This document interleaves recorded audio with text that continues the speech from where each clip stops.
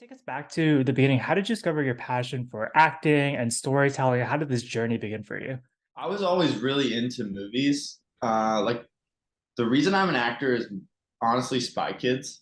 I watched that movie like all the time growing up, and I just want to be a spy kid so bad. And one day my mom had to sit me down and be like, "You can't be a spy kid, but you can be an actor. Like that's what they're doing in that." And I was like, "That sounds sweet." But I ended up playing sports my whole life and was just way too busy with that I never really had a chance. Then I was working in banking actually after Hmm. university. I studied accounting in university and I was working in that world and I was living in LA and I was super unfulfilled. And I just decided to take an acting class. I was like, why not? I thought I wanted to make money and be successful in this industry, and it's clearly not for me. So I took a class and I was like, wow, this is really fun. And I'm not terrible at it. So that's kind of where it started snowballing. And then I ended up getting an agent, booking a movie, and quitting my job and going full time into that world. But yeah, You've had a lot of success already in your young career. When you look back, is there a particular moment that stands out? I think when I was filming Firefly Lane, that was a show that I had watched as a fan and Mm. loved. And there was this one moment where we were filming the picnic scene, and I was just laying my back in like West Vancouver, kind of around where I grew up. And I'm like, I'm literally filming a Netflix show that I used to watch like right now. Like, what the heck? Like a year ago, this was just a pipe dream. So I think that is probably one moment that stands out. Having a banner year this year with It's a Wonderful Knife and Goosebumps, which are both fantastic projects. What is your process like deciding what things you want to audition for? And what was it about these characters that resonated with you? Well, I mean, like to be completely truthful, I'm definitely at a point in my career where I'm not being too picky. Like I get my auditions, and I'm very thankful for the opportunities that I do have. But what I will say is I've been really lucky that the things that I've done well on and the doors have opened, I've found have tended to be things that I'm passionate about and that I'm really a fan of. So that's really lucky. Like everything I've done, I'm like really stoked to be there, and I'm excited about what we're doing. Um, I think what I really liked about these two characters is they're kind of in the media of the past, they're very oxymoronical characters. You know what I mean? It's kind of something that definitely wasn't around 10 years ago, Mhm. especially like Jimmy. Like Michael wrote this awesome character of Jimmy where it's like, yeah, he's a jock and he's the man and he's gay. But that's not like what it's about. Like that's just who he is. And it makes it very easy for people to see themselves, I think, represented. So Yeah. think I'm definitely very honored to play both of those parts. And yeah, I just honestly, they're both really fun. And I feel like Knife was just so fun because it was so raised and just Yeah. big and just ostentatious. And it was so fun. And Knife, Winnie comes to understand the impact that she's had on others. Who are the people in your own life who've shaped the storyteller that you are today? Yeah. So, big one would definitely be my mom. My mom, like, spent so much time with me growing up and really informed my outlook on the world, just like everything. We're very much the same person. And then my dad also, I'm very thankful. I think one of the reasons I was able to jump into acting quickly and kind of understand it is because I understood story. And he was definitely like making sure I saw great movies, taking me to concerts. Like he really informed a lot of my artistic taste. Like the reason I have good taste in movies and music is because of him. How does music play a role in your preparation for these different characters? Yeah, I usually build a playlist out for every character. I just like love to think about like because music's such a big part of my life. So I'm like, oh, what would Jimmy listen to? What would Sam listen to? Stuff like that. So it's funny. I used to be like kind of the if it was like I mean for neither of these projects did I have necessarily insanely emotional situations, but I used to be like headphones in until the last second. And I'm learning to actually like kind of cut that back. But definitely like in my Mm. trailer playing I'm playing music, I'm getting pumped, but I'm finding that I do better work when I'm connected to the world around me. So that sometimes looks like not having the headphones in and just like talking to everyone around you and just like being like present in that moment. I'm finding it's better for me to enter it. I feel like the Goosebumps cast in particular really leveraged music a lot. And, I think what's so interesting about both these projects is that and It's a Wonderful Knife and it's an indie film, while Goosebumps is this larger scale budgeted project. How different are those filming experiences for you? Yeah, yeah, it's interesting. I mean, first of all, the big difference for Goosebumps would be we mostly shot like on a stage. So Mm, you're driving every morning, it's like the same place, you know where everything is. Whereas when you're shooting a feature that's all on location, you're driving out to random places. And the funny thing was with Knife was we were filming pretty far away and we were doing a lot of night shoots. So you'd actually drive with traffic out at 7 p.m. and then at 7 a.m. you'd drive home and you'd be in traffic again. Um, but as for the on-set experience, they're pretty similar in terms of in TV you need to keep your schedule, and then in indie filmmaking you definitely have to keep your schedule based on the budget. And Knife was like an 18-day shoot, so there wasn't a lot of leeway. But what I really enjoyed about Goosebumps was it was a very like hands-on experience. Like yeah. Bob Letterman and Nick Stoller and these people, they're rewriting as you go. Like you're getting like so many updates and stuff, and it just felt like such a process of like molding something and creating it, and it was super cool to see that kind of unfold. I think another major through line between these two projects is that you've taken this beloved story that people know and love and flipped it on its head. If you could do that for another story slash franchise, which would it be and why? That's a great question. I mean, my favorite movie of all time is A Beautiful Mind.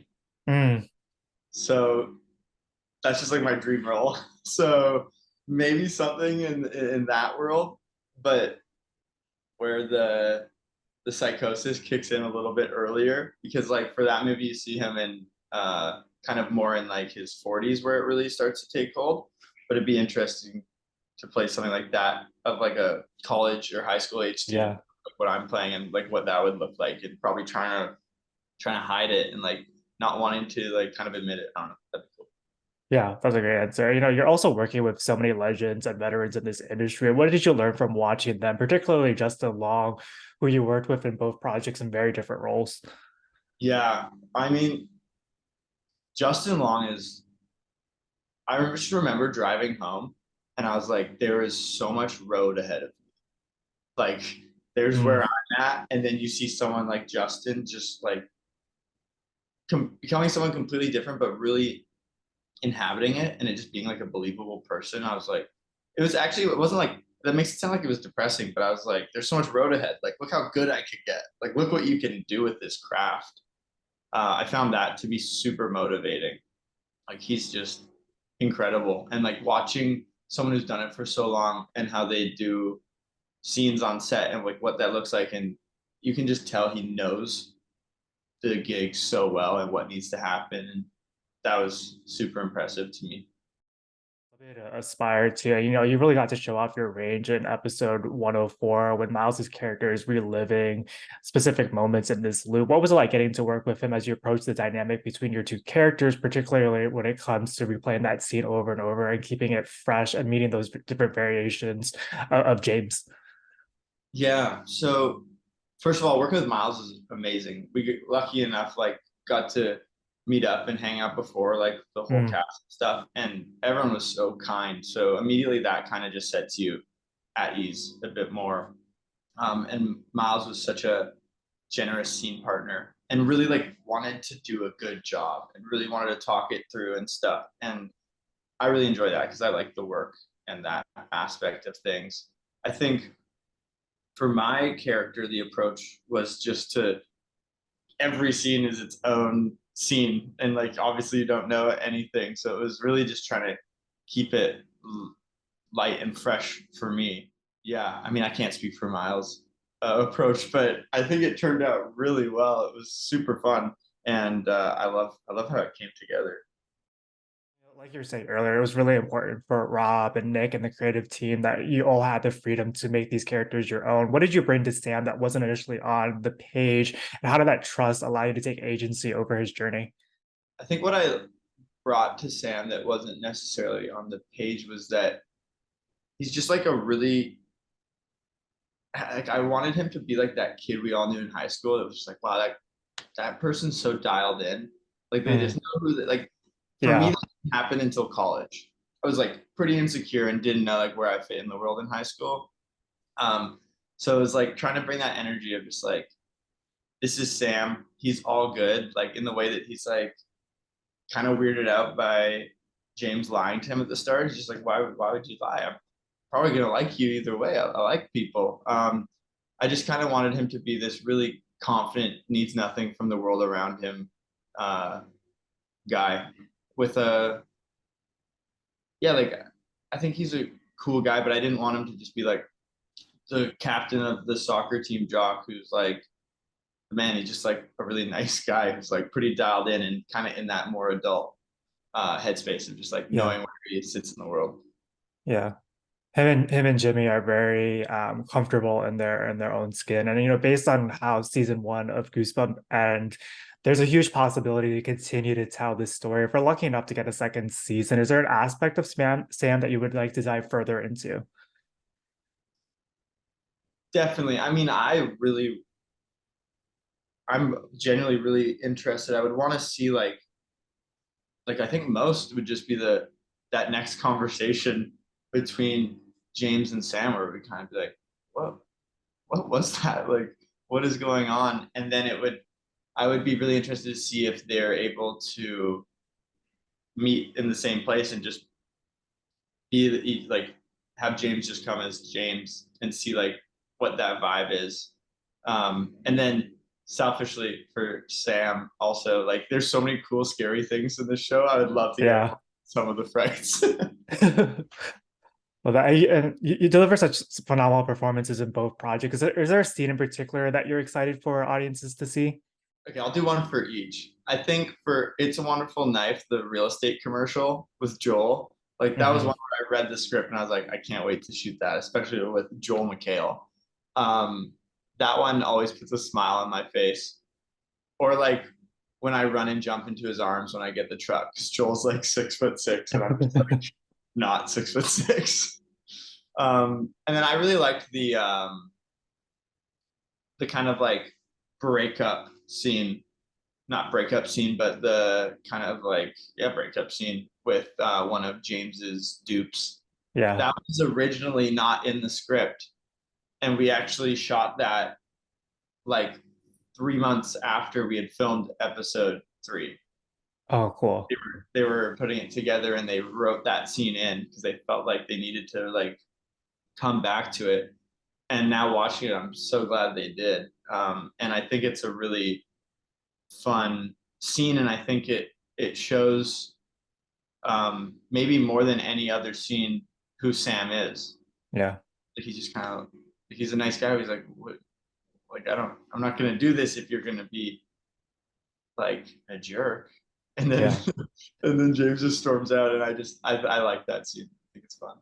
Yeah, and add another layer to your character. I got one final question for you. Outside of these two projects, what's next for you? We just wrapped up the strike. So getting back to auditioning, I just had my first couple auditions this week. I just wrote and directed a short film in Montreal this summer, so I'm actually in the middle of editing that right now.